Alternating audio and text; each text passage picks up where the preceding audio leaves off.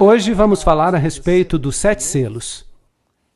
E depois vamos abordar um outro tema sobre as trombetas. Estes são assuntos importantes e pouco a pouco vamos avançar até chegar a um assunto ainda mais importante. Vamos então falar sobre alguns assuntos que têm que ver com o nosso tempo e de modo especial, só posso dizer as coisas assim como são. E eu oro enquanto eu explico essas coisas porque há coisas estranhas, difíceis de compreender, e quem sabe que as pessoas não queiram compreender.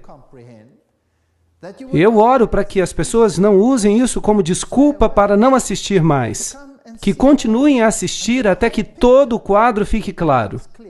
É como um grande mosaico. E tudo o que podemos fazer em uma conferência é colocar um pequeno bloco de informação na tela.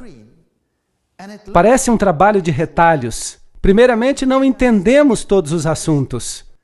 Mas se conseguirmos ordenar as informações até que o quadro fique mais claro, então a importância do livro de Apocalipse será perceptível, apreciada.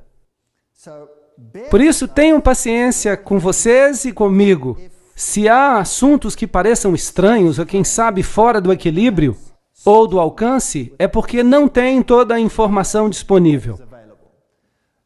Agora, os 7 selos são tratados momentaneamente no capítulo 6, mas para preparar o terreno e o cenário para os 7 selos, há outros 2 capítulos, o capítulo 4 e o 5, e é importante recordar que os capítulos eles mesmos não dizem nada, porque os números da Bíblia foram acrescentados depois. A Bíblia não foi escrita com capítulos, ela foi escrita com blocos, assim que ela não pode ser dividida em capítulos. Os números de capítulos são apenas uma forma conveniente para nós nos situarmos, quando precisamos encontrar um texto.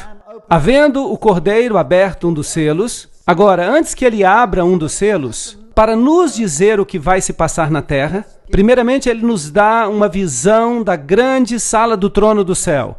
Uma das visões mais ilustrativas da sala do trono do universo. Agora imaginem, estamos olhando para a sede do poder universal. Apocalipse 4:1 diz: Depois dessas coisas olhei, e eis que havia uma porta aberta no céu, e a primeira voz, como de trombeta, que ouvira falar comigo, disse: Sobe para aqui e te mostrarei as coisas que depois destas devem acontecer. Assim que temos aqui uma visão profética. E logo fui arrebatado no Espírito, e eis que um trono estava posto no céu, e havia alguém assentado sobre o trono. Mas segundo a dureza do teu coração impenitente, entesouras para ti mesmo ira, e na manifestação do juízo de Deus, no dia em que Deus há de julgar os segredos dos homens por Jesus Cristo, Romanos 2, 5 e 16. E o que esse texto tem que ver com o grande trono? Bem, a sala do grande trono é a sede do rei do universo. E esse rei do universo é também o juiz do universo. Então, antes que Deus nos permita olhar para o que vai acontecer nesta terra, e olhar para as apostasias que virão, e para as coisas terríveis que os homens vão fazer, Ele nos dá uma visão da sua majestade e do seu poder. E nos dá a visão de que, apesar de que pareça que o outro lado vai ganhar, é Deus quem está no controle. E, finalmente, Ele será o juiz. E chegará o tempo do juízo. Então haverá um juízo, uma investigação e um pronunciamento da sentença. E então haverá um juízo executivo. E quando vier esse juízo executivo, será melhor que estejamos do lado certo. Porque todos devemos comparecer diante do tribunal de Cristo, para que cada um receba segundo o que tiver feito, por meio do corpo. 2 Coríntios 5:10. Não se enganem, Jesus está no comando. Está tudo sob o controle de Deus. Atos 17:31. Portanto, tem determinado um dia em que com justiça há de julgar o mundo, por meio do homem que destinou, e disso deu certeza a todos, ressuscitando-o dentre os mortos. Não se engane, Não tenha dúvidas. Jesus um dia vai pôr fim ao pecado. Apocalipse 4:3. E o que estava sentado era, na aparência, semelhante à pedra de jaspe sardônio, e o arco celeste estava ao redor do trono, e parecia semelhante à esmeralda. É inexplicável a glória que João viu, ali, na sala do trono de Deus. E ao redor do trono havia 24 tronos. 24 tronos ao redor do trono. E via assentados sobre os tronos 24 anciãos, com vestes brancas, e tinham sobre suas cabeças coroas de ouro. Então aqui há 24 indivíduos assentados ao redor do trono de Deus. E do trono saíam relâmpagos, trovões e vozes. Ele nem sequer consegue explicar a glória que vê. Ele só vê luz e relâmpagos e a voz de Deus como um trovão. E diante do trono ardiam 7 lâmpadas de fogo, que são os 7 Espíritos de Deus. Agora, já explicamos isso antes. Deus é um, há apenas um Espírito. Mas o número 7 representa os períodos de tempo, como já explicamos. Deus está no controle em todas as eras, inclusive a era que vivemos agora. Mas quem são esses 24 anciãos? No santuário terrestre também havia 24 anciãos. Nós lemos isso no livro de 1 Crônicas, 24:7, que nos diz que lançaram sortes, e caiu a primeira sorte sobre Jeoaribe, e a segunda a Jedaias, e depois são mencionados os nomes dos demais, o terceiro, o quarto, quinto, sexto, sétimo. E nos é dito quem eram esses anciãos. E a lista dos anciãos escolhidos segue até o versículo 19. 24 anciãos. O ofício desses em seu ministério era entrar na casa do Senhor, segundo lhes fora ordenado por Arão seu pai, como o Senhor Deus de Israel lhe tinha mandado. Porque no santuário terrestre havia 24 anciãos que oficiavam com o sumo sacerdote, que era Arão. Agora, se o terrestre era um tipo do celestial, então também no celestial há 24 anciãos oficiando com o sumo sacerdote, que é Jesus. Sim, no santuário celestial. Seria interessante saber quem são, mas não nos é dito quem são. Então só podemos especular algo. Apocalipse 4:6. Havia diante do trono como que um mar de vidro, e sob essa luz magnificente em que se pode caminhar, semelhante a cristal, e no meio do trono e ao redor do trono havia 4 animais cheios de olhos, por diante e por detrás. Agora, quem são eles? O primeiro animal era semelhante a um leão, e o segundo animal semelhante a um bezerro. E tinha o terceiro animal o rosto como que de homem. E o quarto animal era semelhante a uma águia que voava. E cada animal tinha para si 6 asas ao redor. E por dentro estavam cheios de olhos. E não descansavam nem de noite nem de dia, dizendo: Santo, Santo, Santo, Santo é o Deus Todo-Poderoso, que era, que é e que há de vir. Uma afirmação muito interessante. Quem são? Bem, em Isaías capítulo 6, versículo 2, temos uma outra afirmação que nos pode ajudar. Serafins estavam por cima dele, de Deus, cada um tinha 6 asas, com 2 cobriam seus rostos, com 2 cobriam os pés, e com as outras 2 voavam. Então estamos falando de querubins. Esta é uma ordem de seres angélicos. São seres magnificentes, tão imponentes, e pareciam tão poderosos que João os descreve como bestas. E ele lhes dá os atributos de um leão, de um bezerro, de um homem e de uma águia que voa. Você percebe a reverência com que estão diante de Deus? Isso nos dá uma ideia da santidade de Deus. Agora, o que eles representam? Bem, a interpretação tradicional é que o leão representa a força. O bezerro representa a resistência, o homem a inteligência e a águia que voa a rapidez. Assim que eles podem ver todas as coisas à sua volta. Estão a par de todas as coisas e são os mais próximos de Deus. Querubins cobridores, por assim dizer. Outra interpretação é que eles refletem os atributos de Cristo. Esses atributos, como por exemplo, o leão é o símbolo da realeza. Jesus é o rei. E o bezerro representa o que serve. A vaca puxa o arado. Por assim dizer, é um símbolo do Cristo como servo. Homem, porque Jesus também tem a aparência de um homem. Porque Cristo se tornou homem por nós. Portanto, representa a humanidade de Cristo. E a águia que voa é usada nas Escrituras como um símbolo da divindade. Jesus diz: levou-o sob as suas plumas, sob as suas penas, debaixo das suas asas estará seguro. Então é um símbolo de divindade. É interessante que o ocultismo também usa esses 4 símbolos para a sua divindade. Portanto, se Satanás era um querubim protetor e agora se tornou um anjo caído, então ele quis ser como o Altíssimo, não é mesmo? E é interessante que são justamente esses os atributos que ele reclama para si mesmo. Conseguem ver?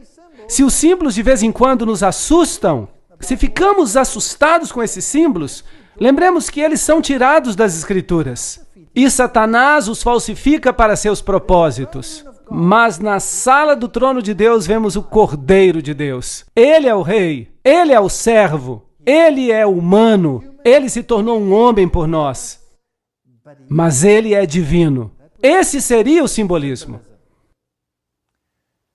E quando os animais davam glória e ação de graças àquele que estava sentado sobre o trono, para todo sempre, os 24 anciãos se prostravam diante daquele que estava sentado no trono e o adoravam. Muito interessante. E ao que vive para todo sempre, lançavam as suas coroas diante dele, dizendo: digno é, Senhor, de receber glória, honra e poder, porque tu criaste todas as coisas. E por tua vontade foram criadas. Agora, a Bíblia é muito clara ao nos dizer quem é o Criador. Todas as coisas foram criadas pela palavra de Jesus Cristo. É isso que a Bíblia diz. Mas vamos falar sobre isso em outra conferência. E vi na destra do que estava sentado sobre o trono um livro escrito por dentro e por fora, selado com 7 selos. Apocalipse 5:1. E vi um anjo forte bradando com grande voz: quem é digno de abrir o livro e desatar os seus selos? E ninguém no céu, porque há algumas pessoas no céu, seres humanos, nem na terra, nem debaixo da terra, assim que nenhuma pessoa morta pode abrir, mesmo que tenham sido pessoas boas, como Abraão, o rei Davi ou Adão. Ninguém está à altura de abrir o livro, nem sequer de olhar para dentro dele. Então, quem eram essas pessoas que ele viu no céu? Sim, os querubins podemos entender, eram anjos. Quanto aos 24 anciãos, a Bíblia diz que quando Jesus ressuscitou dos mortos, as tumbas foram abertas, não é certo? E as primícias se levantaram dos mortos. E a Bíblia diz que quando ele entrou no céu, quando ele ascendeu aos céus, ele levou cativo o cativeiro. Não é certo? Portanto, as pessoas que foram redimidas ao longo dos séculos ressurgiram dos mortos naquele momento e foram com Jesus para o céu. A Bíblia nos diz que há alguns indivíduos no céu.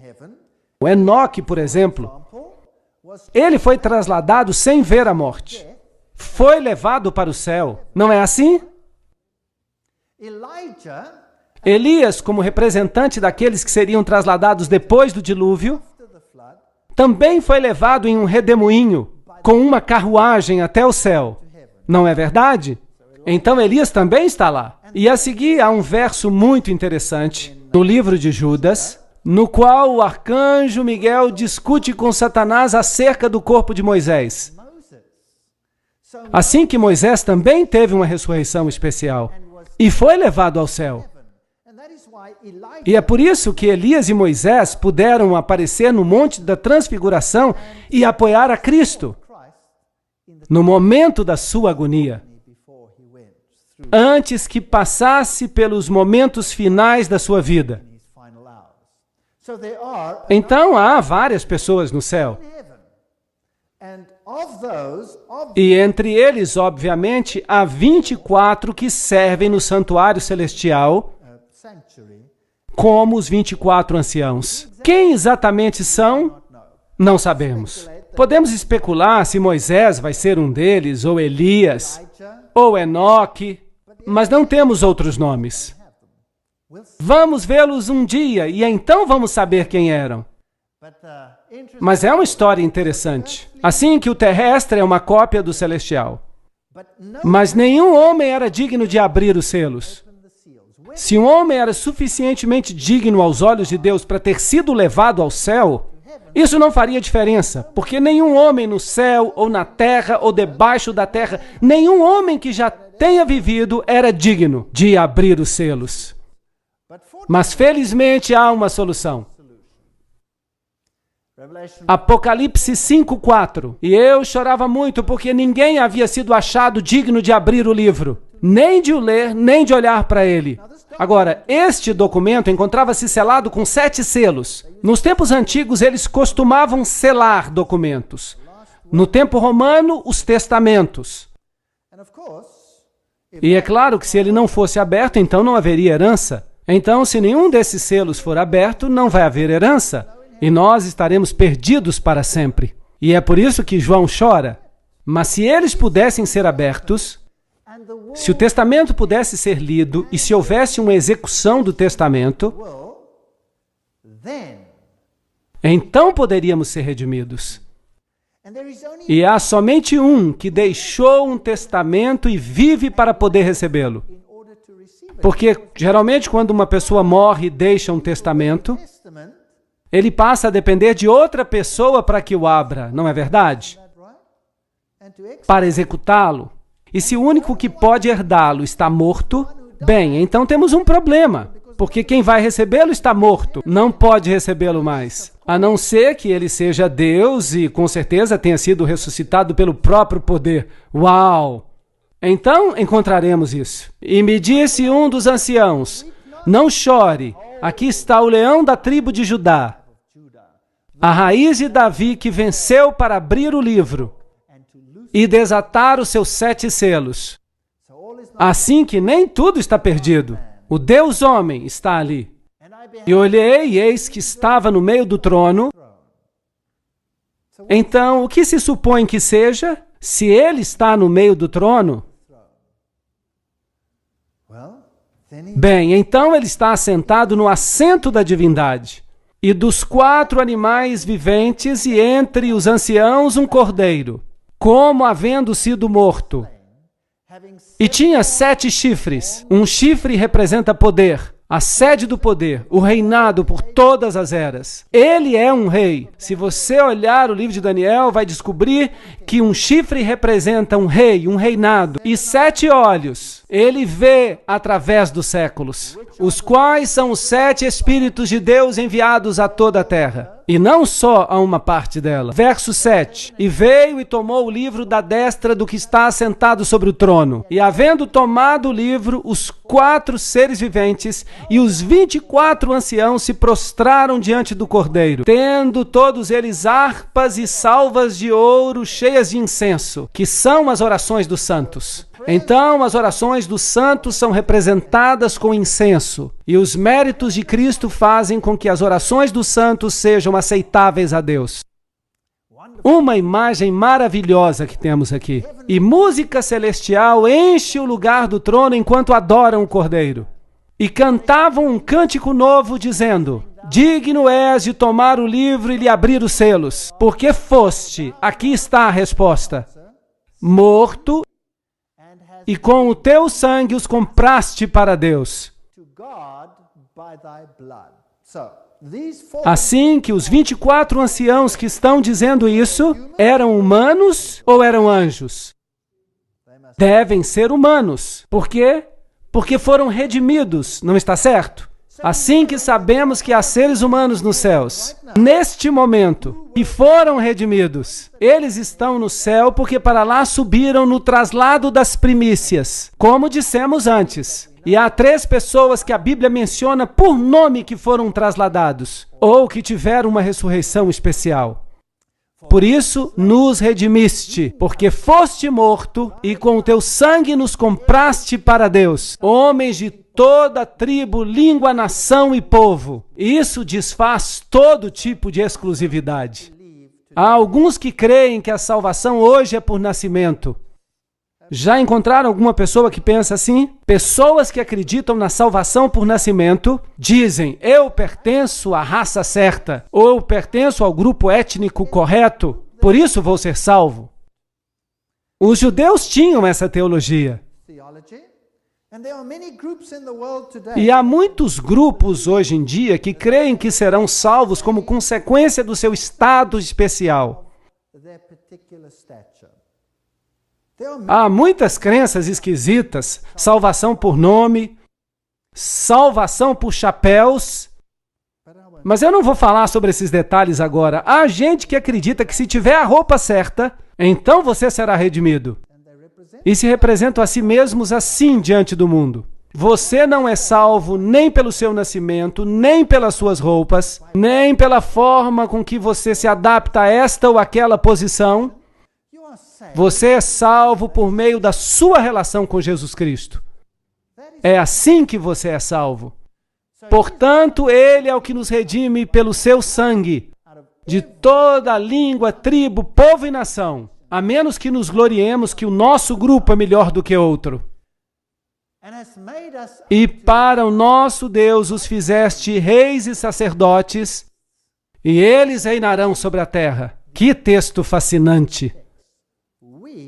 Nós reinaremos sobre a terra. E olhei e ouvi a voz de muitos anjos ao redor do trono, e dos animais e dos anciãos, e o seu número eram milhões de milhões. Então estamos falando de milhões, de milhares, que olhavam para o Cordeiro e diziam: digno é o Cordeiro que foi morto, de receber riquezas e sabedoria, força, honra, glória e ação de graças. Então temos essa visão inacreditável da cena do céu, que nos mostra que vai haver uma vitória final. E será de quem? De Jesus Cristo. Assim que não temos nada a temer. É Deus quem nos dá essa visão. E depois Ele muda sua ênfase para nos dizer o que vai acontecer na terra. E os dois estão em contraste, num contraste tão grande um com o outro, que até faz medo. E alguém talvez possa crer que o cristianismo vai ser derrotado nessa batalha. Sabiam que, aparentemente, a maior vitória de Satanás foi a sua maior derrota? Quando viu que Jesus estava pregado na cruz, pensou que estava triunfando com seu poder. Satanás tocou o seu sino de morte. E isso vai acontecer com a igreja cristã. A maior derrota, aparentemente, será convertida, graças aos méritos de Jesus Cristo, na maior vitória que o universo já viu. Não há sequer uma sombra de dúvida. Jesus está no comando. E quando apresentarmos as próximas conferências, lembrem-se dessas palavras. Se houver alguma coisa que vai deixá-los assustados, podem assoviar e cantar hinos, porque nós já sabemos como vai ser o final de tudo. E ouvi toda criatura que está no céu e na terra, debaixo da terra e no mar, o símbolo de todas as nações, e a todas as coisas que nele há, dizendo ao que está sentado sobre o trono e ao Cordeiro, sejam-lhe dadas glória e ações de graça para todo sempre, pois será um reino universal e eterno. E os 4 animais, os querubins, diziam: Amém. E os 24 anciãos que foram redimidos, lembram-se? Prostraram-se e adoraram o que vive para todo sempre. Certo? Mudando da grande cena do trono, movemos-nos agora através da história para os cavalos do Apocalipse. Abrem-se então os selos. E havendo o Cordeiro aberto um dos selos, Apocalipse 6:1, ele viu alguém que cavalgava, um cavaleiro num cavalo branco, e saiu como vencedor. Agora, novamente, vamos passar pelos 7 períodos de tempo. E, obviamente, os períodos de tempo recapitulam o que vimos antes. quando falamos acerca das 7 igrejas. Porque as 7 igrejas nos falam acerca da natureza da igreja de Deus. Todos os seus feitos, pois Deus não oculta nada. É o que vai acontecer com a igreja. Agora, os cavalos representam algo diferente. Vão recapitular os mesmos períodos, mas vão representar a mensagem e o anúncio do Evangelho. Portanto, não tanto a posição da igreja, que está anunciando a informação, mas a mensagem em concreto que vai sair pelo mundo. E Satanás se opõe a essa mensagem da mesma forma que se opôs ao Filho de Deus. Ele a odeia com todo o seu ser. Portanto, quando este cavalo sai de cor branca, o que significa a cor branca? Justiça. A Bíblia nos diz que a cor branca representa a justiça. E não há ninguém justo, senão Cristo. E ele tem um arco na mão. Então há aqui uma série de símbolos que podemos observar. Então surge um outro cavaleiro, com um cavalo vermelho. Depois há um negro. E depois há um cavalo com um cavaleiro morto. Então quem são estes cavaleiros? Apocalipse 6, 1 e 2. Havendo o cordeiro aberto um dos selos, e olhei, e eis um cavalo branco. E o que estava sentado sobre ele tinha um arco. Há uma pista. E foi-lhe dada uma coroa, outra pista. E saiu vitorioso para vencer. Então há uma guerra aqui. Há uma guerra. Você sai para vencer numa situação de guerra. Salmo 64, 7 nos dará uma pista. Mas Deus atirará sobre eles uma seta. Quem ferirá com seta? Deus. De repente ficarão feridos. Portanto, quem é o que tem o arco? É Deus. Acaso é contra os rios que estás irado, Senhor? É contra os ribeiros a tua ira? Ou contra o mar o teu furor? Visto que andas montado sobre os teus cavalos, os teus carros são salvação. Descoberto se movimentou o teu arco. Os juramentos feitos às tribos foram uma palavra segura. Tu fendeste a terra com rios. Abacuque 3, 8 a 9. Aqui temos uma boa pista agora. Será que Deus está preocupado em conquistar o planeta em termos de pensamentos terrestres? Não. Esta é uma mensagem, é a palavra de Deus. E a seta é o que está sendo disparado com o Evangelho no coração. E a primeira mensagem que saiu quando Jesus começou a sua igreja era a mensagem da salvação por meio de Jesus Cristo. E saiu com poder e pureza, porque Deus tinha limpo por si mesmo um povo que estava disposto a representar a justiça e a verdade, a igreja primitiva. Então, o porta-voz do Evangelho que saiu era inadulterado. Todos sabiam que Jesus Cristo era o Senhor. Só Ele podia salvar. Só por meio do seu sangue somos redimidos.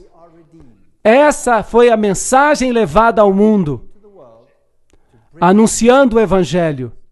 Por isso é uma fé que conquista. O branco representa uma fé pura. Uma mulher vestida de branco em Apocalipse representa a verdade em sua pureza.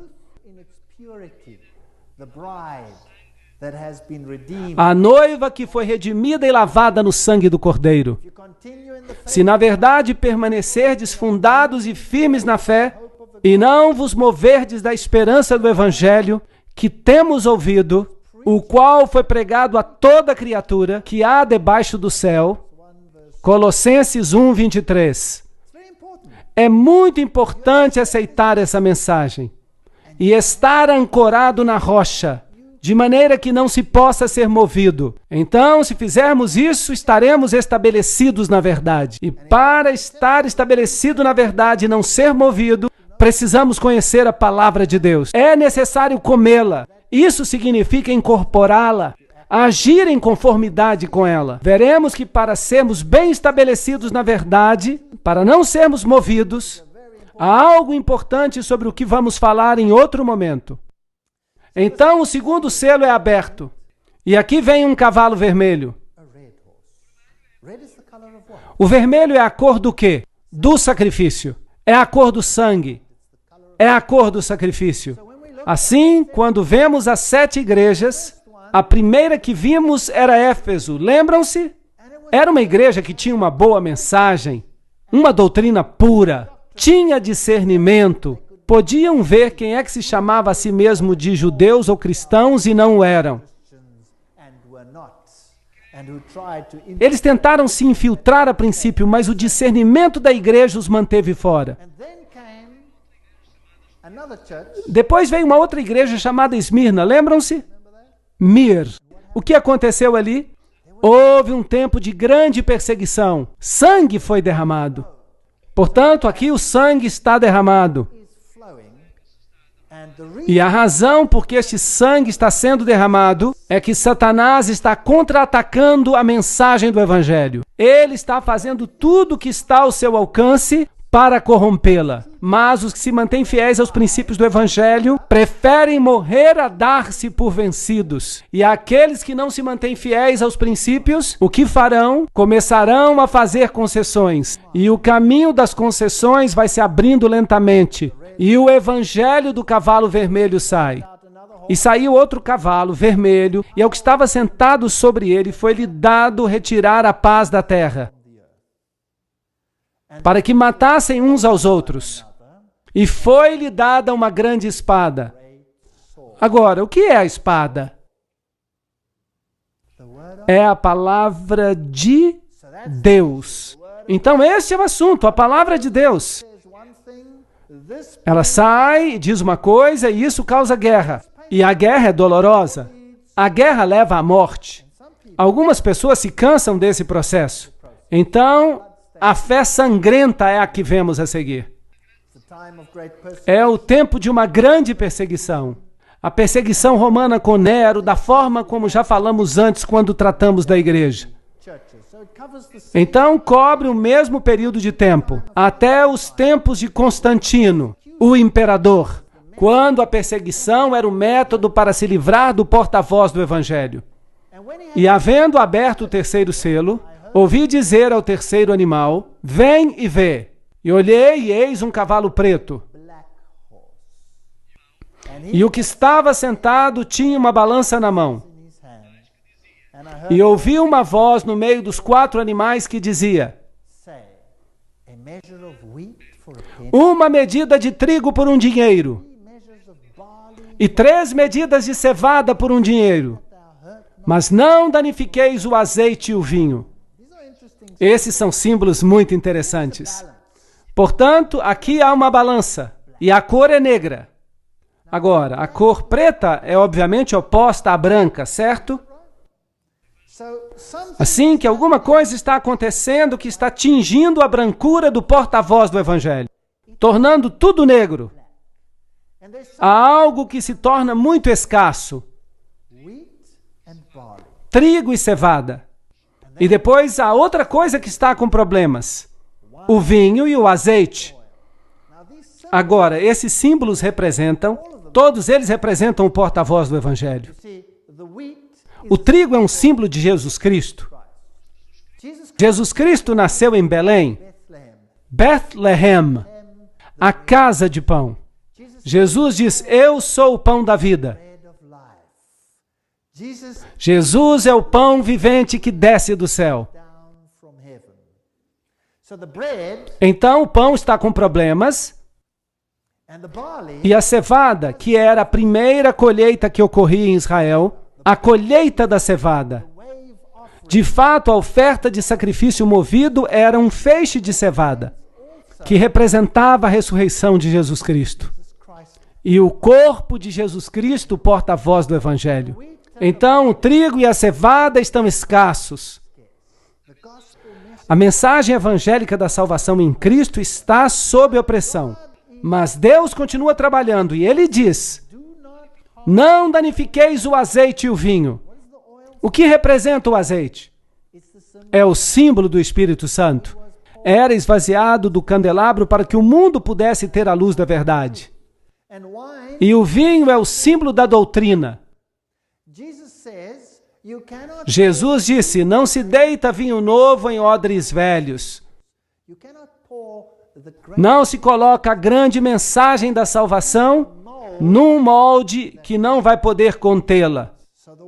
Então, o vinho é um símbolo do Evangelho. Jesus também diz, eu sou a videira e vocês são os meus ramos. Ele é o que nos dá a vida por meio da sua mensagem do Evangelho. Então, esses são os elementos que estão colocados sob opressão e que sofrem concessões, por assim dizer. Então, o cavalo negro, obviamente, representa um tempo em que a palavra de Deus se torna escassa. E isso é um problema por causa do comprometimento. É o tempo em que Constantino casou o paganismo com o cristianismo. Portanto, é uma fé negociada, se vamos continuar pelo mesmo período de tempo. Orai por vós e por todo o rebanho, para apacentardes a igreja de Deus. Porque eu sei isso, que depois da minha partida, entrarão no meio de vós lobos vorazes. E, a propósito, quão cedo na igreja entrou a corrupção? No princípio. Logo no princípio. Havia um homem chamado Simão Mago. Vocês se lembram dele na Bíblia? Ele pensou que podia comprar o poder de Deus com o seu dinheiro. Lembram-se disso? E Pedro repreendeu de uma maneira bem direta. E ele ficou muito irritado. Bastante irritado. E Simão, o mago, vinha de Samaria. E ele tinha uma carga de sabedoria babilônica em si. E se analisarmos a história, como veremos no futuro, provavelmente ele foi o pai do gnosticismo. E o gnosticismo, em outras palavras, é uma filosofia que torna Jesus Cristo menos do que ele é, para que nós possamos nos tornar mais do que somos. E o gnosticismo era o espinho na carne do cristianismo primitivo. E o gnosticismo é um fator dominante hoje em dia, como veremos nas próximas conferências. A cruz de Cristo foi o divisor da história. E lançou a verdade por terra e prosperou. Daniel 8:12. Viria um poder que destruiria o porta-voz do Evangelho. A salvação só por meio de Cristo foi substituída pelas exigências da igreja. Foi isso que aconteceu. E a própria igreja se pôs como mediadora entre o homem e Deus. Em vez de ir diretamente a Cristo, você passava agora pela igreja. Um dia muito triste. Deus tinha dado uma lei, mas o homem teve o atrevimento de mudar a lei de Deus para satisfazer as suas necessidades. Portanto, nas igrejas, temos São Pedro, ou será que era Júpiter? Bem, na verdade é que ele veio diretamente do templo de Júpiter. E Maria se converteu em uma mediatrix, uma mediadora. E a igreja ensina que ninguém pode ser salvo a não ser pelos méritos de Maria. Isso é muito estranho. Essas doutrinas chegaram e elas eram uma mistura entre o cristianismo e o paganismo. A Bíblia claramente declara: debaixo dos céus nenhum outro nome há, dado entre os homens, pelo qual devemos ser salvos, exceto pelo nome de Jesus Cristo. Não há outro nome. Assim que todos os outros mediadores que ingressaram na igreja, como os pagãos tinham muitos deuses, eles desenvolveram muitos santos. E então você poderia, se você tivesse algum problema na vida e não tivesse méritos suficientes, salvação por obras, então para poder entrar no céu, você podia receber um empréstimo dos méritos excessivos daqueles que haviam morrido antes. Essa é uma doutrina da igreja da Idade Média. Essa é uma doutrina ainda respeitada. Posso, por assim dizer, tomar emprestado uma grande porção de mérito dos santos que morreram antes de mim, para aumentar a reserva dos meus próprios méritos. Será que isso é bíblico? Ou será que temos que nos apresentar individualmente diante de Deus no juízo, dando conta do que fizemos na carne? Sim ou não? Sim, é claro. É por isso que criaram todos esses santos. E como consequência, os santos se tornaram especialistas. E essa especialização é a mesma que vem do paganismo. Um Deus se especializar em cuidar de uma coisa, por exemplo, de uma viagem. Outro Deus está especializado em cuidar de necessidades financeiras. Então, havia vários deuses.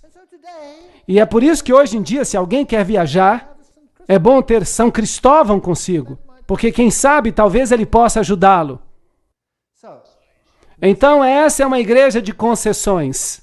Mas com Jesus Cristo não pode haver nenhum tipo de concessão. Ou ele é o Senhor dos senhores e o Rei dos reis, ou ele não é. E essa é uma decisão que temos que tomar.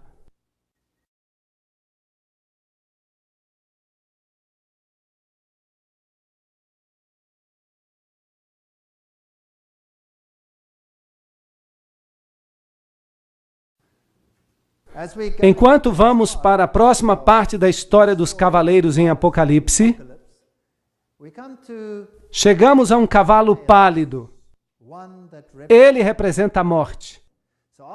Assim que, obviamente, há uma mudança progressiva nesse tempo, quando o porta-voz do Evangelho se torna negro, conhecida como uma negociação da morte, o Evangelho morreu. A Bíblia diz claramente: não farás para ti imagem de escultura, nem nenhuma semelhança do que há em cima nos céus, ou embaixo na terra, ou nas águas que há na terra. Não te encurvarás a elas, nem as servirás.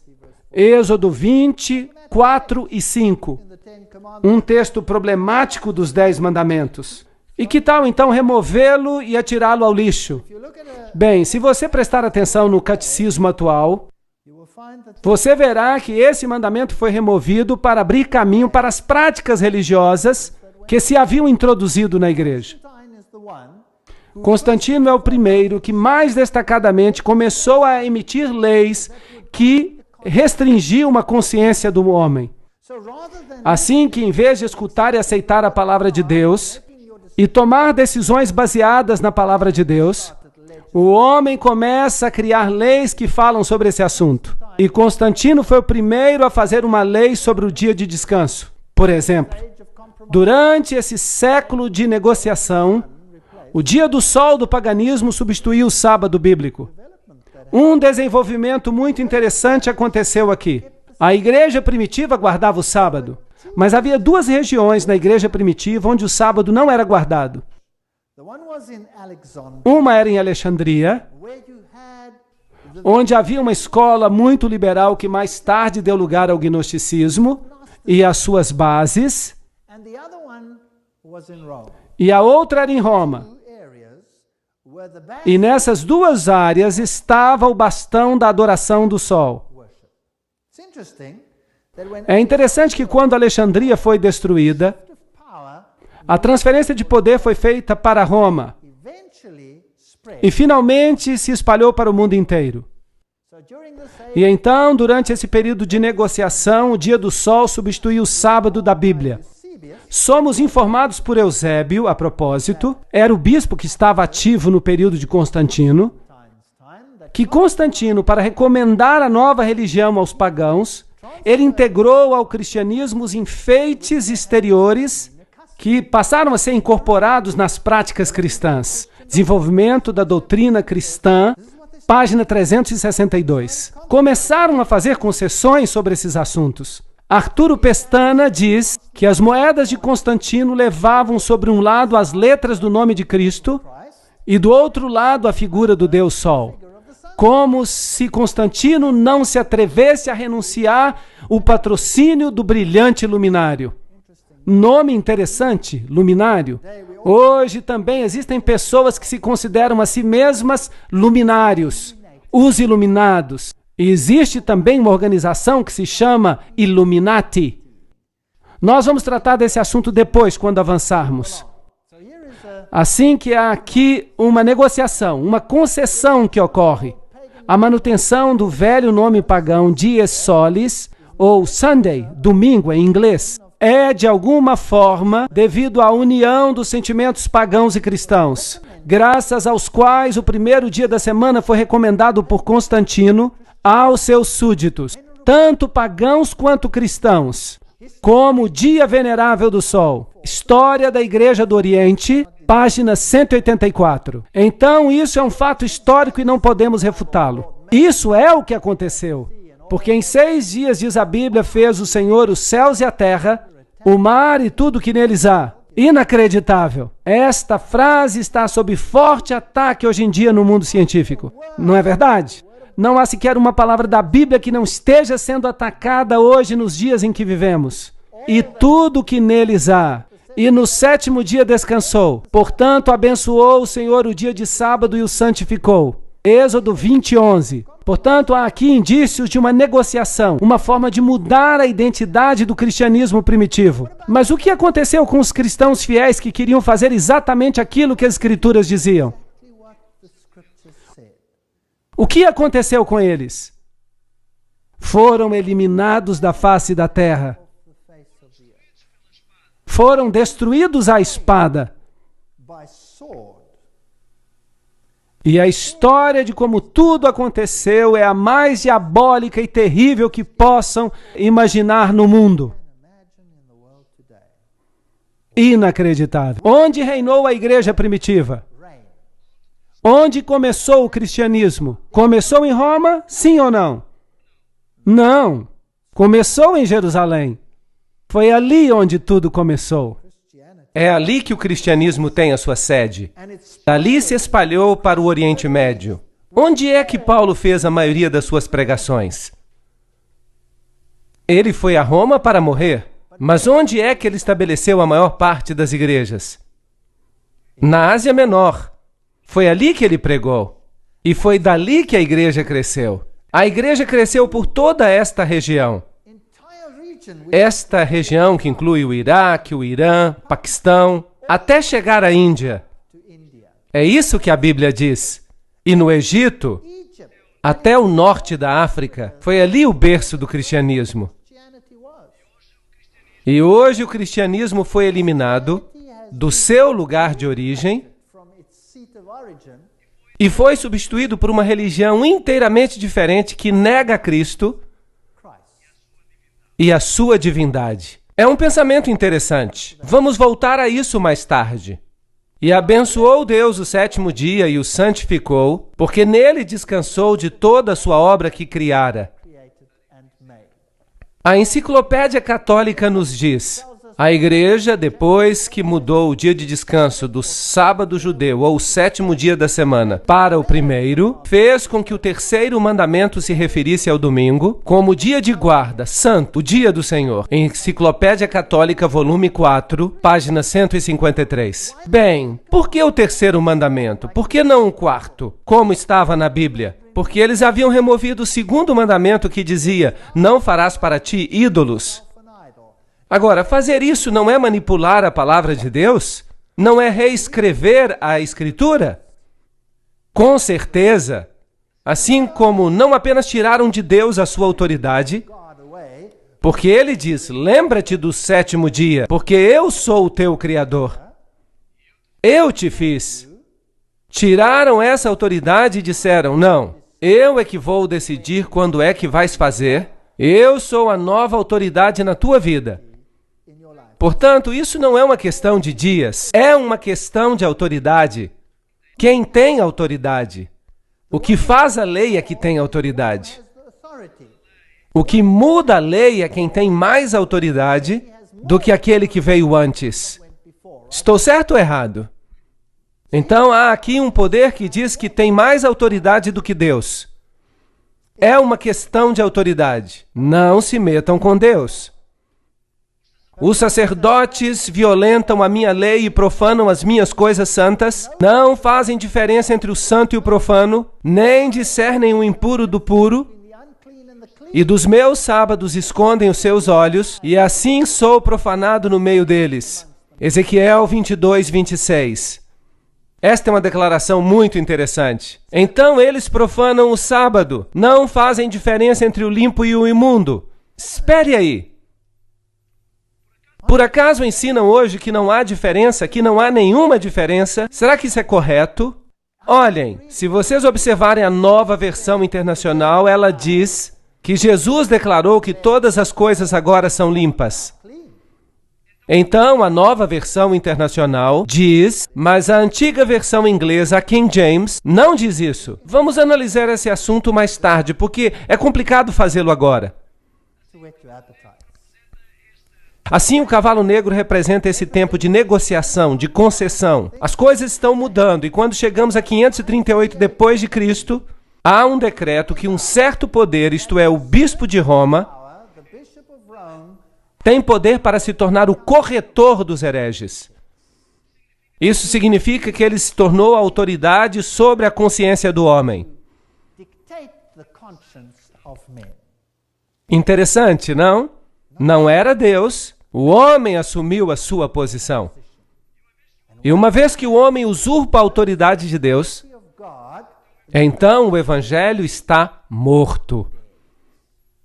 Porque a minha Bíblia diz que não há outro nome pelo qual você possa ser salvo. E a minha Bíblia diz que não há outro nome, que não há outro mediador, exceto Jesus Cristo, o homem.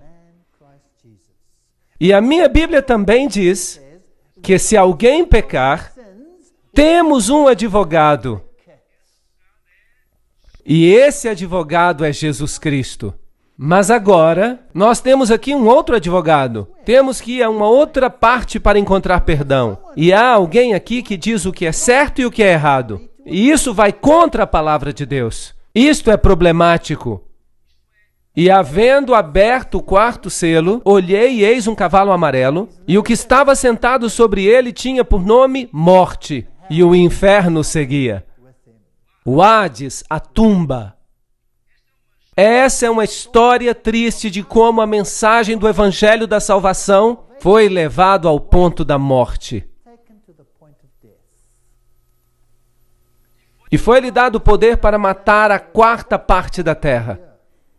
Portanto, esse poder tira o porta-voz do Evangelho e controla uma quarta parte da terra. Agora, esse é um ponto muito importante. Que denominação cristã controlou a quarta parte do mundo? Com espada, para matar com espada. Essa é uma palavra nova. Não é uma espada literal. E com a fome. Fome de quê?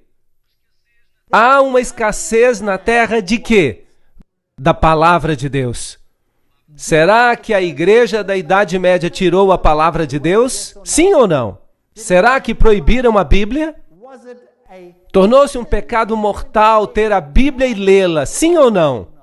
Sim, a história prova esse fato. Eu não estou atacando ninguém. Eu estou falando de um sistema. O que há por trás desse sistema? Há muitas e muitas pessoas queridas que estão famintas pela verdade em todas as religiões do mundo. E creio que muitas delas, Deus as reconhece como suas, porque elas estão vivendo segundo a luz que receberam. Assim, não devemos julgar as pessoas. Estamos falando aqui de um sistema, e é um sistema muito, muito triste. Meu pai queria ser um sacerdote católico romano. Ele era um católico muito fervoroso. Eu fui criado como católico romano até me tornar ateu. Mas voltei a ser católico outra vez. E quando descobri a Bíblia, percebi que havia ali muitos assuntos que não eram bíblicos. E tive que fazer uma escolha. E creio que cada pessoa tem que chegar a esse ponto. Temos que tomar uma decisão entre ser preenchidos pela água da cisterna feita por homens ou a água da cisterna de Deus.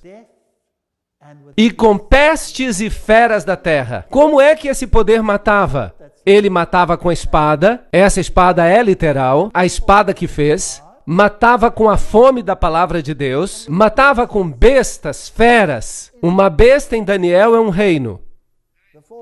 As 4 bestas são os 4 reinos que se levantarão da terra. Daniel, capítulo 7.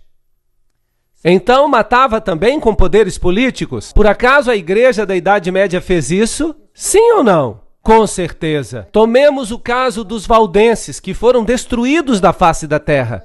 O mesmo com os albigenses na França. A primeira aliança entre a Europa e Roma foi com os francos. Clovis tornou-se o imperador campeão desta causa, e qualquer oposição foi aniquilada. E o evangelho morreu. O homem tomou a posição de Deus.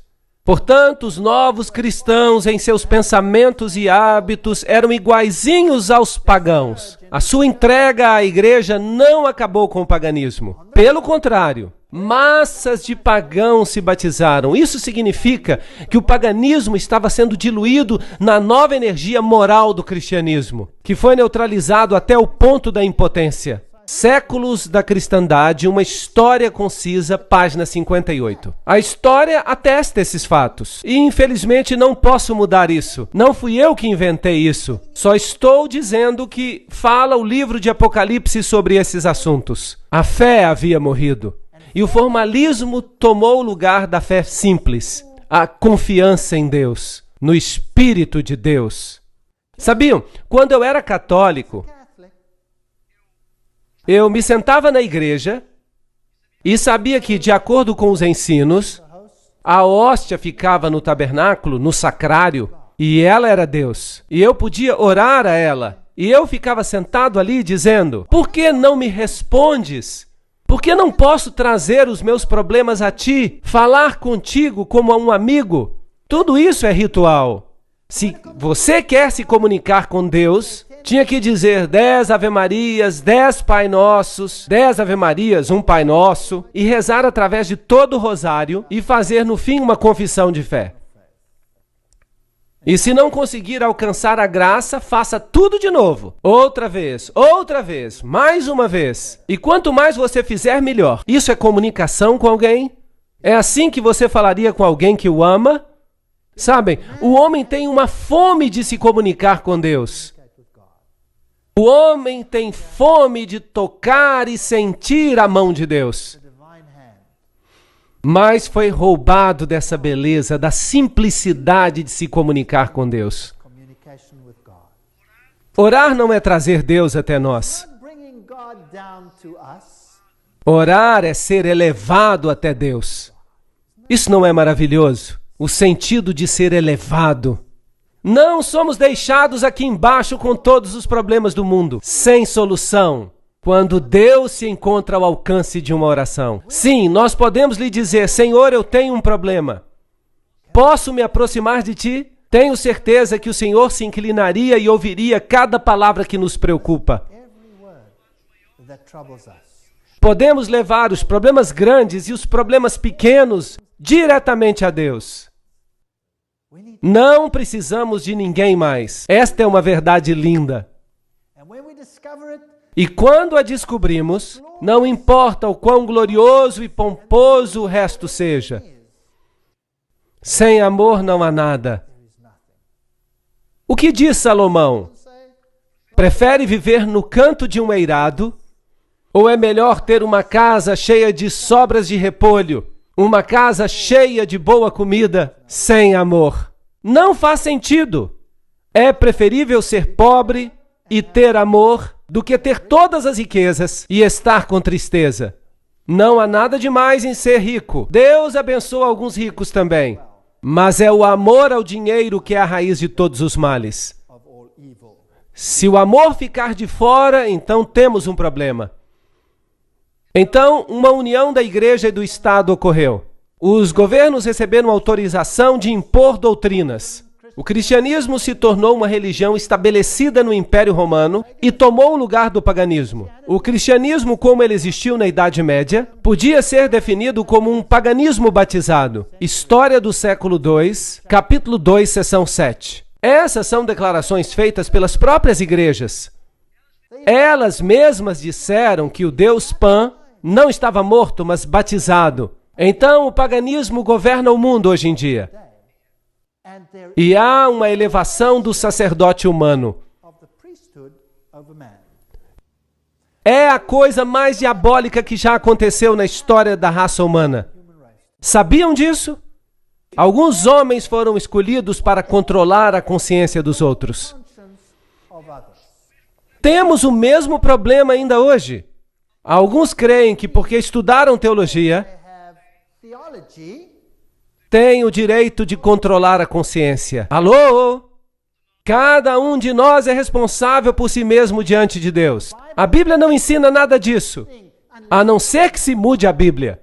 Estamos sempre falando desse assunto da Bíblia mudada. Não nas antigas traduções. O texto está bem nas antigas traduções. Mas se você lê sem ser a Bíblia alemã de Lutero, ou a Armênia, qualquer parte da Bíblia, se você lê uma Bíblia antiga, russa, sérvia, você vai descobrir que ela está certa. Mas há um problema com as Bíblias mais recentes. Há uma ascensão do sacerdócio sobre as pessoas em geral. Não há isso na Bíblia. Mas a vereda do justo é como a luz da aurora, que vai brilhando mais e mais até ser dia perfeito. Provérbios 4:18. Portanto, a luz da verdade penetraria nessa escuridão. Deus não permitiria que esse evangelho morresse. Portanto, Deus teve que fazer algo. Qual foi a igreja seguinte que veio trazer luz e a palavra de Deus de volta às pessoas? Recordam-se das 7 igrejas?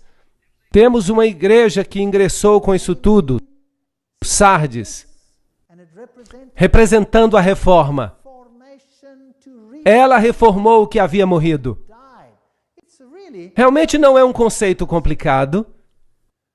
E havendo aberto o 5º selo, vi debaixo do altar as almas dos que foram mortos, por amor à palavra de Deus e por amor ao testemunho que deram. E clamaram com grande voz, dizendo: Até quando, verdadeiro e santo dominador, não julgas e vingas o nosso sangue e dos que habitam sobre a terra? Agora, será que essas são almas literais debaixo do altar? Então haveria muita gente nesse lugar. Ou será que isso é o sangue de todos os santos que está a clamar a Deus? Quando vais fazer alguma coisa em relação a isso? Eu acho que esta é a imagem que está sendo dada aqui. Sim, aqueles que morreram pela fé, todos aqueles que foram destruídos, mas criam, clamavam a Deus. E foram dadas a cada um compridas vestes brancas, e lhes foi dito que as usassem, por um pouco de tempo, até que se completasse o número de seus conservos, e seus irmãos que também haviam de ser mortos, como eles. Deus diz: eu estou no comando. Vai ficar pior.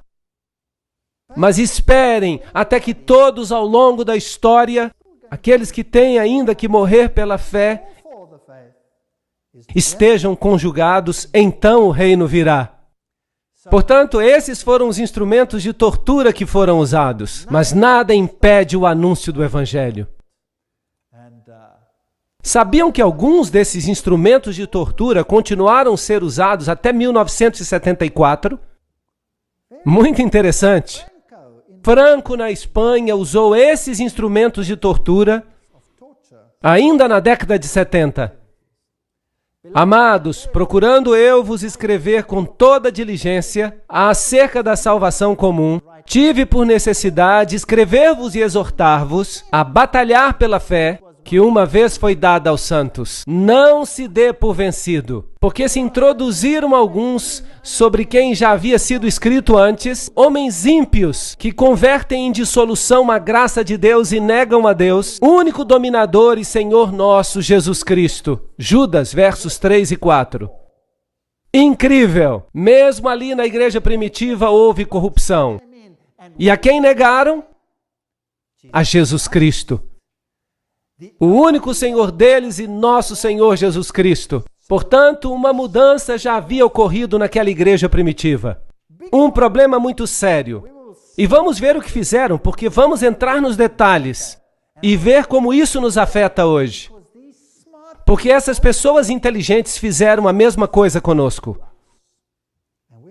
E nós nem sequer o sabemos. Não é triste? Portanto, Deus quer que saibamos como os estratos sucessivos da terra que cobrem uns aos outros, Assim, camada após camada de falsificações e fabricações se acumularam na igreja. Não somente doutrinas falsas que elevavam o homem acima da divindade, mas também manuscritos falsos que corrompiam a palavra de Deus. Mas tivemos os valdenses. E de onde conseguiam seus manuscritos? Eles conseguiram da igreja da Síria, desde o berço do cristianismo. Não os conseguiram de Roma. Eles permaneceram com as escrituras através dos séculos. É interessante que as nações que apareceram nessas áreas altas, elas tinham essas escrituras. Mas havia outros documentos que estavam sendo usados em Alexandria e Roma.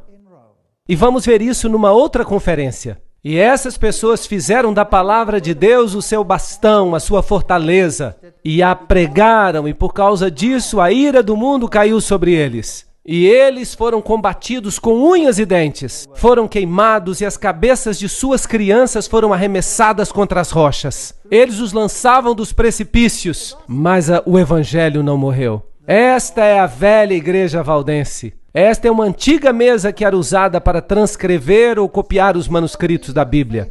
E lentamente a fé foi elevada uma vez mais. Em 1370, a autoridade da Bíblia foi declarada por Wycliffe. Em 1400, a obediência a Deus, obedecer a Deus mais do que o homem, e ele morreu pela sua fé. João Hus. Estes são os homens vestidos de branco. E depois, salvação pela graça com Martinho Lutero, homem valente, corajoso. Ele foi perfeito em tudo? Não, com certeza não. Mas esse homem vivia segundo o conhecimento que tinha, não é verdade? João Hus e Wycliffe, eles são verdadeiros campeões. Tyndale e todas as pessoas que deram suas vidas por causa da verdade. Martinho Lutero teve a coragem de dizer, isso está errado, temos que corrigi-lo. E nós o ouvimos dizer, aqui me posiciono e não posso fazer outra coisa. 1521. Depois João Calvino chegou. Ele tinha algumas ideias confusas, como predestinação, mas ele viveu segundo o conhecimento que tinha, a luz que tinha, a liberdade de consciência. Em realidade, toda a Constituição norte-americana está baseada no que Calvino escreveu. Que unicamente o homem deve ser responsável diante de Deus pelo que decide. Essa é a base da Constituição norte-americana. Isso é calvinismo. Esse homem acreditava em algumas coisas erradas, mas neste ponto ele enfatizou claramente, até fazer engolir seco aqueles que se opunham. Essas pessoas morreram e há monumentos em sua honra hoje. Depois veio Williams em 1650. Ele descobriu o batismo por imersão. Verdades lindas da Bíblia. Infelizmente, como dissemos da última vez, todos esses tipos de fé decidiram que não seguiriam pela nova luz. Mas eles permaneceram fiéis aos seus fundadores. Isso não é um problema dos fundadores, é um problema dos seguidores, certo? Então, os seguidores têm mais problemas do que os fundadores, porque se eles descobriram mais luz, eles deveriam aceitá-la, mas não foi o que fizeram. Por isso temos uma igreja fragmentada hoje. Portanto, ide e fazeis discípulos de todas as nações, ensinando-as a guardar todas as coisas que eu vos tenho mandado. E eis que estou convosco todos os dias até a consumação dos séculos. Mateus 28, 19 e 20. Estes são os assuntos que são importantes. Todas as coisas. Não, eu não vou dizer, eu só vou aceitar o que o fundador da minha igreja descobriu. Todas as coisas ou nada. Assim que se estamos à procura de uma igreja, o que devemos fazer? Não seria melhor procurar uma igreja que aceite toda a verdade? Que tem toda a fé? Sim ou não? Não seria melhor procurar uma igreja que faz tudo de acordo com a Bíblia e sua doutrina? E que sua doutrina esteja de acordo com a Bíblia? Que não olhe para os indivíduos, porque os indivíduos não são de confiança. Nós devemos olhar para a Bíblia e não para o ensino oficial da igreja. E se dizem somente aquilo que está na Bíblia, então sigam. Não deveria ser muito difícil. Não deveria ser difícil. Depois veio Wesley, e ele elevou a Jesus Cristo como ninguém antes havia feito no mundo. o senhorio de Jesus Cristo. Se Jesus é o Senhor, o centro, o autor e o consumador da nossa fé. Porque se ele não é, então esqueça. O ensino não é bíblico. Portanto, que grandes descobertas de luz encontramos. E havendo aberto o sexto selo, olhei e eis que houve um grande terremoto. Interessante. Estamos agora num período de tempo muito interessante. A Reforma tinha feito o seu trabalho. As igrejas que vieram depois de Sardes foram quais? Vocês se lembram? Filadélfia. E aqui havia um acúmulo de verdades. Mas antes desse evento havia de acontecer algo. E havendo aberto o sexto selo, olhei, e eis que houve um grande tremor de terra. E o sol se tornou negro, e a luz se tornou como sangue, e as estrelas do céu caíram sobre a terra, como a figueira quando lança de si os seus figos verdes, abalada por um vento forte. Apocalipse 6, 12 e 13. Esses são sinais celestiais que aconteceram. Aconteceram ou não? Com certeza. Marcos diz a mesma coisa, capítulo 13, 24. Ora, naqueles dias depois daquela aflição, essa terrível perseguição na qual os filhos de Deus foram quase que exterminados da face da terra, na Idade Média, por meio da Inquisição, e os 30 anos de guerra, e a Guerra dos 100 anos, e a noite de São Bartolomeu, e os huguenotes sendo exterminados. Depois de tudo isso, veio a luz. Depois daquela aflição, que terminou aproximadamente em 1798, e vamos falar dessa data novamente em outro momento, o sol escurecerá e a lua não dará sua luz. Aqui está a história de Ware, em New Hampshire, porque o cristianismo tinha fugido, a cristandade baseada na Bíblia tinha fugido da Europa e se estabelecido em várias regiões do mundo. No Novo Mundo, nos Estados Unidos da América em particular, no sul da África e na Austrália, e é ali para onde o cristianismo foge. É interessante ver o que está acontecendo nessas regiões do mundo hoje em dia. O dia escuro que aconteceu na Nova Inglaterra chegou em 9 de maio de 1780. Por volta das 11 horas começou a escurecer, como se a noite tivesse chegado. Os homens deixaram de trabalhar. O gado mugindo retornou a seus estábulos. As ovelhas baliam e se aglomeravam nas cercas e os pássaros selvagens voavam para os seus ninhos. A noite se tornou tão escura que uma pessoa não conseguia ver a sua mão, nem sequer uma folha de papel branco. A história de Ware, New Hampshire, 1735 e 1888. O jornal A Crônica Independente, de 1780, diz que durante todo o tempo uma penumbra de melancolia assombrou a face da terra. Não obstante, havia uma lua como lua cheia, e a propósito estava como sangue. Nenhum objeto se divisava claramente. Havia uma escuridão egípcia, impregnável nos olhos. Os grandes e inumeráveis eventos, a legislatura de Connecticut estava em sessão, mas desistiram por causa da escuridão, assim que pararam a reunião. E Herschel, o grande astrônomo, admite que o dia escuro de 19 de maio de 1780 é algo que a astronomia não pode explicar, cientificamente falando. Mas ali estava, no seu tempo. Depois, em 3 de novembro de 1933, houve uma chuva incrível no céu, com 200 mil meteoros por hora. Ficou tão claro que se podia ler. E é interessante que os meteoritos todos vinham de um ponto central. Normalmente vêm de todos os lados, mas nesse caso não aconteceu isso. Parecia que vinham de um ponto central e se distribuíam por todo o céu. Nunca antes alguém havia visto algo assim. E antes desses eventos todos, houve um grande terremoto em Lisboa. Portanto, a sequência está exatamente como na Bíblia. Algo novo tinha que acontecer. E Guilherme Miller foi quem descobriu, em 1782 e 1849. Alguém começou a descobrir algo mais na Bíblia. Ele descobriu algumas das grandes profecias. Até 2.300 dias e o santuário será purificado. E ele calculou os dias e descobriu uma maravilhosa profecia messiânica de Jesus e da purificação do santuário. E ele pensou, uau, significa que Jesus virá outra vez. E ele começou a pregar que Jesus regressaria em 1844. porque ele pensava que a purificação do santuário queria dizer a purificação da terra. Mas, obviamente, Jesus não veio em 1844. Portanto, em 1840, havia um grupo de crentes que se chamava adventistas. Agora, eles não eram adventistas do sétimo dia, eram apenas adventistas, pessoas que acreditavam na breve volta de Jesus. E eles vinham de várias denominações cristãs dessa área. Havia batistas, metodistas, presbiterianos, havia de várias denominações. Mais de 200 ministros de várias igrejas acreditaram nesses estudos e fizeram ressuscitar as profecias. Mas é claro, isso não ocorreu. Pelo menos não ocorreu aquilo que esperavam, a segunda vinda de Cristo. Mas Guilherme Miller se tornou o porta-voz para o restabelecimento da profecia e do papel da profecia na história cristã.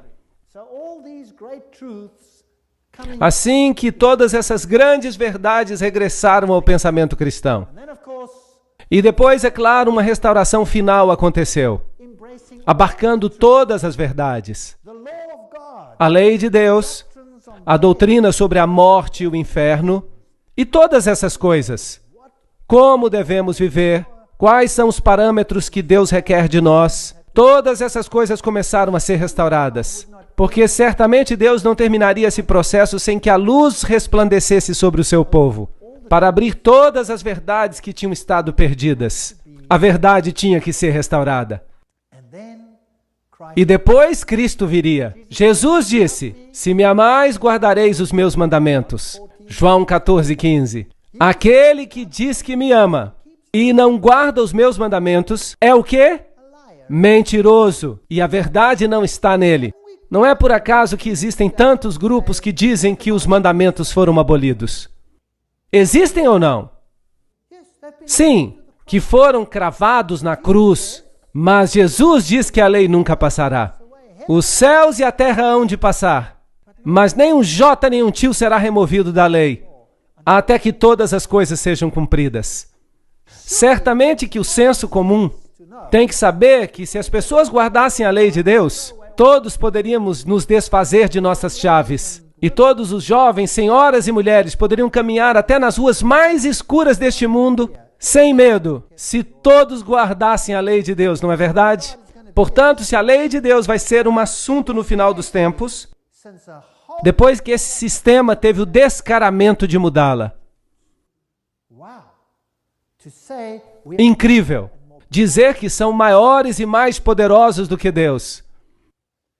Mas eles em vão me honram, ensinando doutrinas que são preceitos dos homens. Mateus 15:9. Quando o homem se eleva a si mesmo a uma posição acima de Deus, então saiba que Deus vai agir. E chamar-te-ão reparador de brechas e restaurador de veredas, se desviares o teu pé do sábado e de fazer a tua vontade no meu dia, e se chamares o sábado deleitoso e santo dia do Senhor, digno de honra, haveria uma restauração de brechas dos muros, o muro que deveria nos proteger do mal.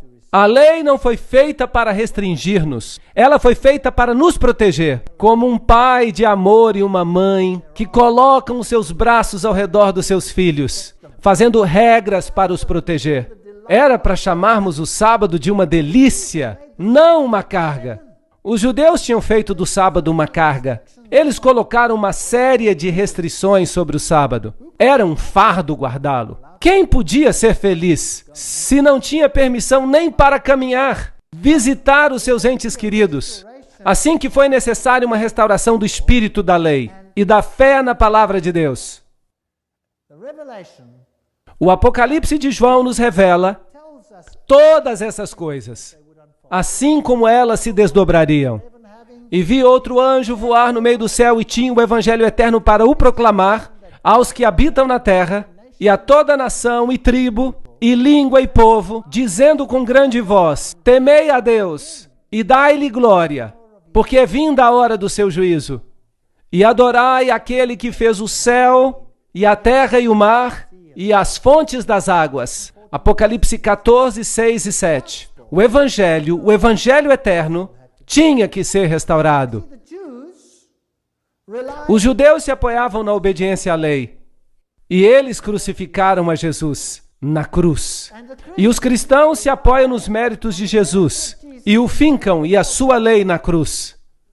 Os dois lados estão vendo só uma parte do assunto, correto? A lei e o Evangelho andam juntos. Se você quer escolher a Jesus como seu Salvador, tem que se preparar para aceitá-lo como seu rei, certo? E um rei é um regente. E um regente, como o nome diz, tem regras, sim ou não? Sim. E o que há de tão difícil em amar a Jesus o suficiente para guardar os seus mandamentos? Não é assim tão difícil. Se eu amo minha esposa com todo o meu coração e com toda a minha alma, eu vou querer outra? Claro que não. E se eu penso nas consequências que eu poderia causar, a dor e o sofrimento, valeria a pena? Eu creio que não.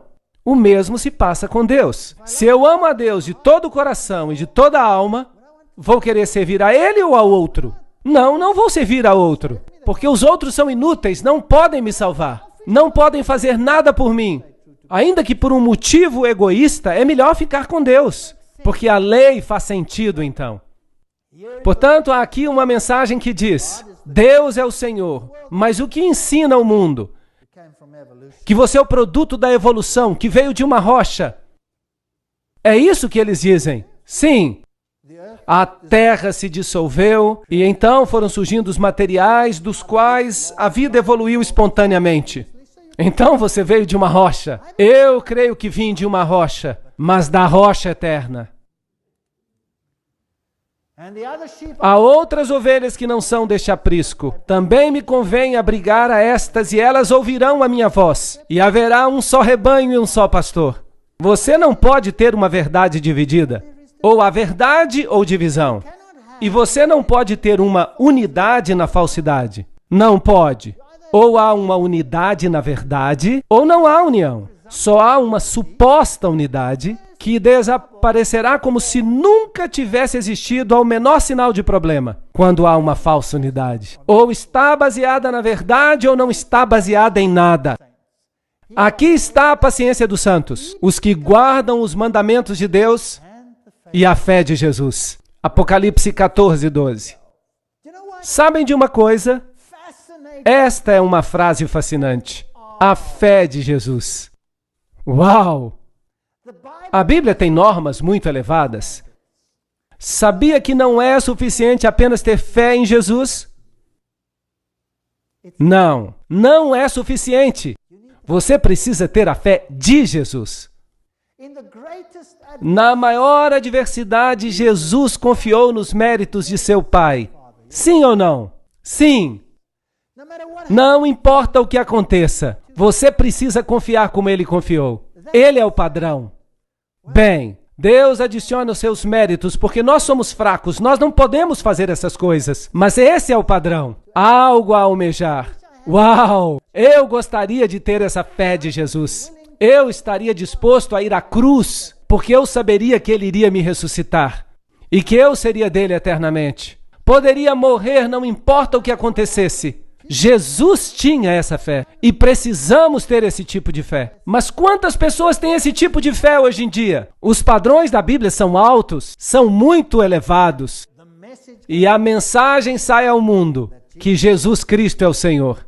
Estamos perto deste ponto. E o céu retirou-se como um livro que se enrola, e todos os montes e ilhas foram removidos dos seus lugares. Estudamos todos os selos. Estamos justamente entre o sexto e o sétimo selo. O que vai acontecer a seguir quando for aberto o último selo? Então o testamento de Deus será aberto e o reino será dado ao Senhor. Isso significa que Jesus tem o controle do planeta e Ele virá outra vez. Passamos pela história. Somos as últimas pessoas, os últimos nesta grande mensagem. E os reis da terra, os grandes, os ricos, os tribunos e todos os poderosos se esconderão nas cavernas das rochas e das montanhas, dizendo aos montes e aos rochedos: cair sobre nós e escondei-nos do rosto daquele que está sentado sobre o trono e da ira do Cordeiro. Essa é a próxima coisa que vai acontecer. E a propósito, por favor, vejam que as pessoas se escondem. Não há uma grande alegria entre as multidões quando o juízo vier. Você terá que estar de pé. Não seremos todos salvos. Você precisa tomar uma decisão agora. E depois segue o capítulo 7, que é um capítulo parentético, e nos diz quem será capaz de estar de pé. E nos diz que vão ser os selados. Só eles são capazes de ficar em pé. E, havendo aberto o 7º selo, houve silêncio no céu, quase por meia hora. Bem, se você considerar que isso é um tempo profético, é mais ou menos uma semana, ou precisamente uma semana. Portanto, a pergunta é, que silêncio é esse? Creio que o céu está vazio porque Cristo e seus anjos estão aqui embaixo para buscar os redimidos. Cristo virá novamente com poder e glória. Ou estamos arraigados nele ou não. Esta é uma escolha que temos que fazer. Eu lhe sugiro que aceitem o fato de que Jesus está no comando. Jesus nos deu uma visão da grande sala do trono, onde está sentado no trono do poder. E é Ele quem tem autoridade para abrir os selos, para receber um reino. E podemos fazer parte dele, mas podemos recusá-lo. A minha oração é que todos aceitemos a salvação, porque Ele é o único nome dado entre os homens pelo qual podemos ser salvos. Amém.